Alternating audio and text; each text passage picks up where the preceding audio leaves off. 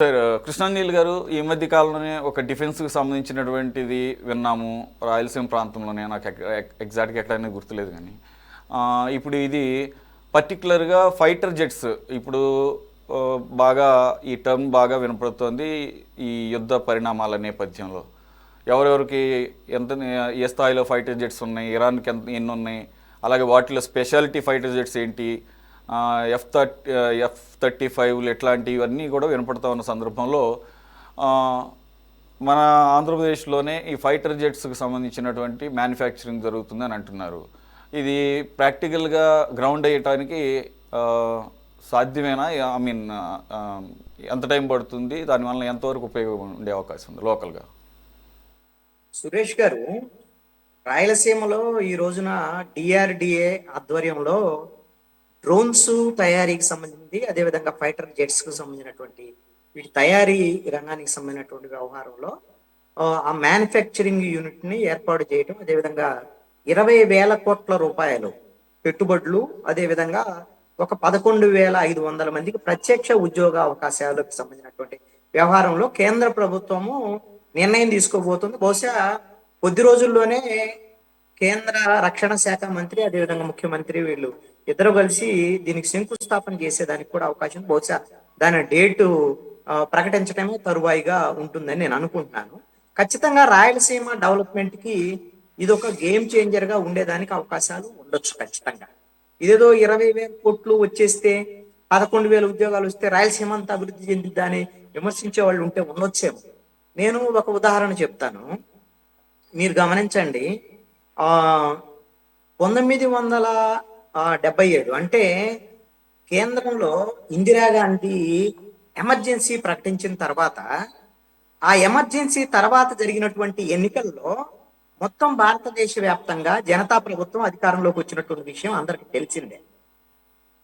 ఇది ఎందుకు ప్రస్తావన చేస్తున్నానంటే, ఆ సమయంలో ఉమ్మడి ఆంధ్రప్రదేశ్ ఇందిరాగాంధీకి అండగా నిలిచిందండి. అక్కడ అత్యధికంగా సీట్లు కాంగ్రెస్ ఐకి వచ్చినటువంటి పరిస్థితి ఉన్నాయి ఆ రోజున. ఇవన్నీ కారణాలు ఏంటి అంటే, దక్షిణాది రాష్ట్రాల్లో ప్రధానంగా ఉమ్మడి ఆంధ్రప్రదేశ్ కాంగ్రెస్ కి వెన్నుదన్నుగా ఉండటం ఒక అంశం అయితే, ఆ ఉమ్మడి ఆంధ్రప్రదేశ్ కి వాళ్ళు కేంద్ర ప్రభుత్వం ఇందిరాగాంధీ ఇచ్చినటువంటి ప్రాధాన్యతకు సంబంధించినటువంటి అంశాలు కూడా కీలకమైనటువంటి అని నేను భావిస్తున్నాను. కారణం ఏంటి అంటే, 1970s లోనే ఆవిడ బీడీఎల్ కి సంబంధించి మీరు గమనించండి, హైదరాబాద్ పక్కనే మెదక్ సంబంధించినటువంటి ఆ అక్కడ బీడీఎల్ కు సంబంధించినటువంటి అది అదే విధంగా 1984లో ఆర్డినెన్స్ ఫ్యాక్టరీ కానివ్వండి, ఇవన్నీ కూడా అక్కడ ఆ యుద్ధానికి సంబంధించినటువంటి ఆ ఆ, ఏదైతే ఆ ల్యాండ్ మైన్స్ కు సంబంధించినటువంటి ల్యాండ్ మైన్ ప్రూఫ్ వెహికల్స్ తయారీ, ఇలాంటికి సంబంధించినటువంటి అనేకమైనటువంటి మ్యానుఫ్యాక్చరింగ్ యూనిట్లకి మెదక్కు, ఎద్దుమైలారము ఈ ప్రాంతం అన్ని కూడా కేంద్రంగా మారినటువంటి పరిస్థితులు ఉన్నాయి. అంటే 1970s 80s ఆ టైంలో 90s ఆ ప్రాంతం అభివృద్ధి చెందటానికి ఈ విధమైనటువంటి కేంద్ర ప్రభుత్వ ఆ ఏదైతే మిలిటరీకి సంబంధించినటువంటి మ్యానుఫ్యాక్చరింగ్ యూనిట్లు రావటం అనేటువంటిది ఆ ప్రాంతం డెవలప్మెంట్ కి ఎంతో కొంత ఉపయోగమైనటువంటి పరిస్థితులు ఉన్నాయి.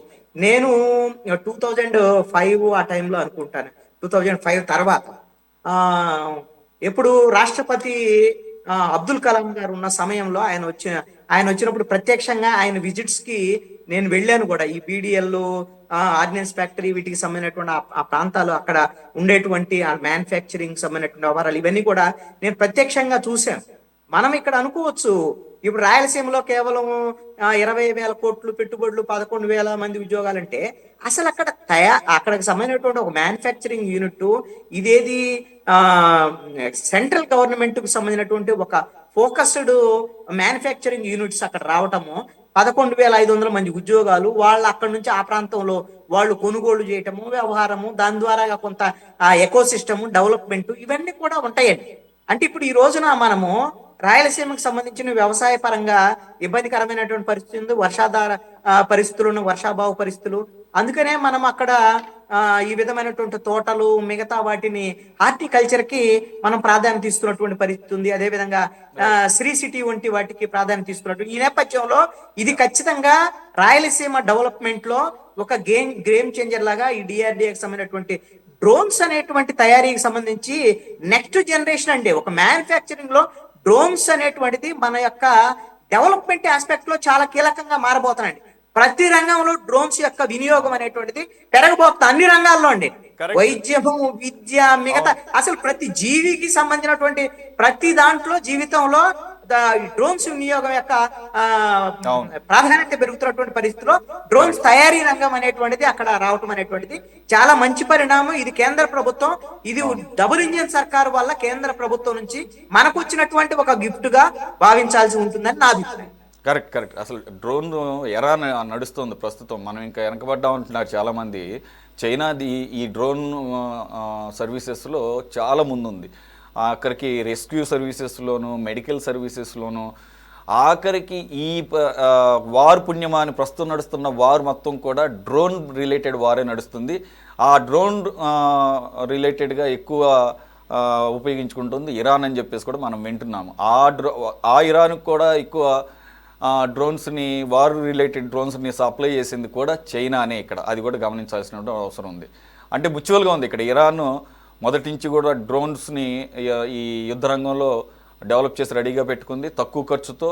అందుగురించే ఈ తక్కువ ఖర్చుతో కూడినటువంటి వెపన్స్ని, ఈ డ్రోన్స్ని యూజ్ చేసి అత్యధిక ఖర్చుతో తయారు చేసినటువంటి అమెరికా లేదంటే ఇంకా ఇజ్రాయెల్ వదిలినటువంటి ఆ మిసైల్స్ని కూడా కొడుతున్నటువంటి పరిస్థితి. ఆ రకంగా కూడా బోళ్ళంతా వారికి నష్టం చేకూరుస్తుందని కూడా మనం వింటున్నాం. So that is the importance of drones in now days.